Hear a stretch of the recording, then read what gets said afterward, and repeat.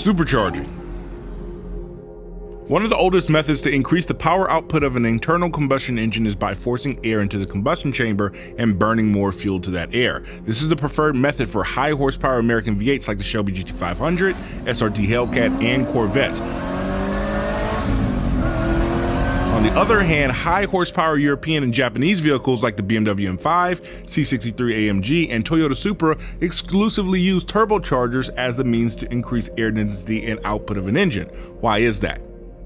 The origin of supercharging goes all the way back to 1860 with the Roots Blower Company. Brothers Philander and Francis Roots patented the design for an air pump for use in blast furnaces to melt iron. Superchargers are just a mechanically driven air pump that either compress air in the manifold, which we call root style, or twin screw, which compress air within the rotors.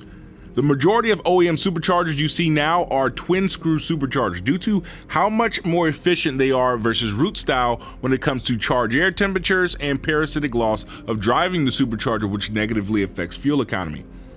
When tasked with building high horsepower power plants, Ford, Dodge, and Chevy for the last 15 years have produced mainly supercharged V8 engines. Examples like Ford's 4.6 liter Terminator and the GT500 from 2006 to present day, the Cadillac CT5V and the Camaro Z01 6.2 liter V8s with 1.7 liter superchargers, and the Dodge Demon 6.2 liter Hemi with a 2.7 liter IHI supercharger making 840 horsepower. Attempts to move away from this configuration have been futile, like the 4.2 liter Blackwing twin turbo V8, which use a hot V configuration that had virtually no turbo lag and an immense amount of torque, but was ultimately discontinued due to high production costs and poor sales.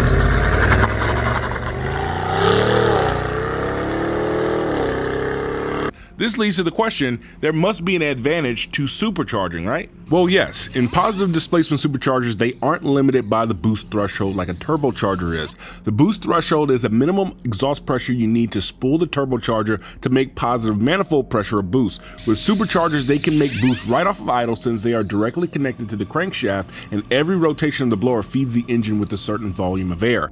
Also, no lag. Lag is different from boost threshold, where it's the time delay to when the turbocharger reaches its desired boost pressure once it's above the threshold. Smaller turbochargers have less rotational mass, therefore they can spool quicker, but lag can't be completely eliminated. Now, supercharging isn't purely an American thing. Cars like the E55 AMG with its 5.4 liter V8 compressor was supercharged. In fact, 7 other models use the M113K engine. The Audi S4 3.0T had a supercharged V6 that was used throughout Audi's lineup, and even Japanese cars like the first generation MR2 had superchargers. But why the transition? Well, in the last 15 years, turbocharger technology has gotten good, really good.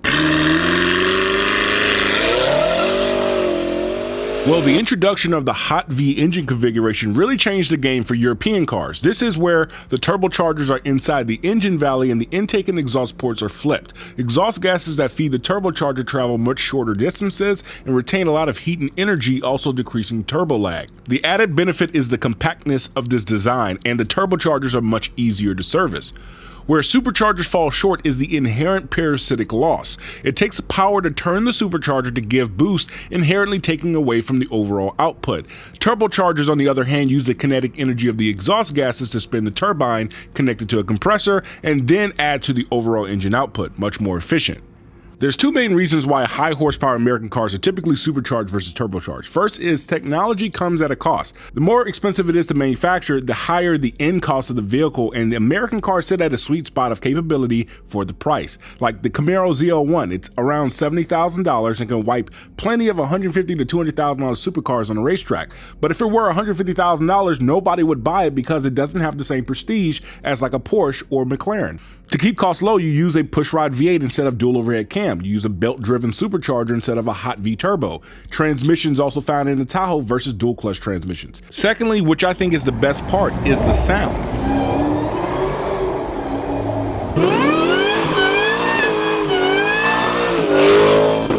Now, we can argue all day long which sounds better, but there is an added rush to the experience hearing a supercharger scream and whine.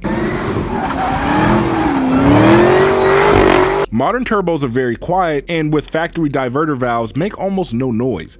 On the other hand, you know when there's a supercharger under the hood or you're low on power steering fluid. there's such an historical lineage to supercharged American cars, it wouldn't be wise from a marketing perspective to really just give that up. Now, is there a future in supercharged cars? Realistically, not really. Dodge is planning to discontinue the Hellcat 6.2 in 2024 to usher in a new era of EV muscle cars. The Escalade V will be the last supercharged Cadillac ever. The GT500 and Raptor R will hold out till mid-2024, and even then the future is uncertain. Manufacturers would just rather develop EVs and pour more development into better supercharged cars, plain and simple. This is a situation we will look back at in the next 10 years and realize we were at the peak of internal combustion engines. Me personally, I think that both engine styles have a place in the modern engine space, especially with the supercharged pushrod V8s. They're simplistic, they're easy to maintain, they're easy to fix and build, and essentially that cost efficiency is going to be transferred to the product, where you have very capable machines that are going to be much cheaper than their European counterparts. Now, the European V8 twin turbo engines with the hot V setups are just as important because they usually push the bounds of technology, and they're always innovating newer and newer processes that slowly get trickled down to other areas. You wouldn't have the Cadillac 4.2 liter Blackwing without the N63 BMW motor, which was the first time the hot V was used in a petrol/gasoline engine. So they both have their place here. And I think that as the innovations in the European side start to trickle down, they get more cheap and more efficient, maybe they will get to the point where it's cheaper to manufacture a turbo engine than a supercharged engine in high horsepower applications. But until then, we're just going to be stuck with some whiny little superchargers.